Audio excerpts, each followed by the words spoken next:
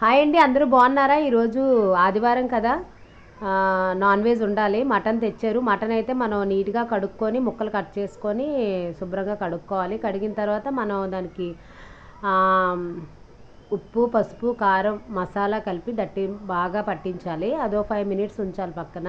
చూడండి, అలా కలుపుకోవాలి. నీట్గా కలుపుకొని ఈరోజైతే మీదేం కర్రీయో కామెంట్ చేయండి. సండే కదా, స్పెషల్ ఏదో ఉంటాయి కదా.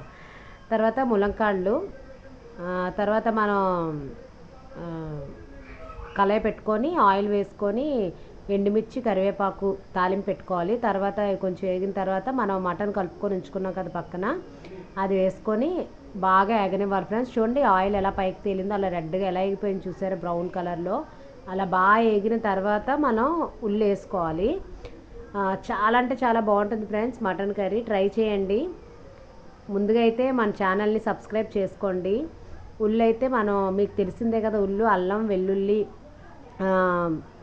ఉల్లిపాయ, టమాటో కలిపి పేస్ట్ చేసుకున్నాం కదా, ఆ పేస్ట్ వేసుకొని బాగా ఫ్రై చేసుకోవాలి. అందులో అయితే మనం ముందు వేసుకున్న ఇంగ్రీడియంట్స్ సరిపోవు కదా, కారం, ఉప్పు, పసుపు అవి మళ్ళీ కూడా మన మసాలా అంతా కూడా వేసుకోవాలి. వేసుకున్న తర్వాత బాగా ఫ్రై చేసుకోవాలి. చూడండి, బాగా ఫ్రై అయిన తర్వాత మనం ములంకాళ్ళు ఉన్నాయి కదా, అదే మనం అంటే వేపకుండా మామూలు ఆయిల్లోని ఫ్రై చేయలేదు. ములంకాళ్ళు పచ్చి వేసుకున్నాడు లేతవని వేసుకొని మొత్తం కలుపుకొని వాటర్ వేసుకోవాలి ఫ్రెండ్స్. వాటర్ వేసుకున్న తర్వాత చూడండి మొత్తం కూడా కలుపుకోవాలి.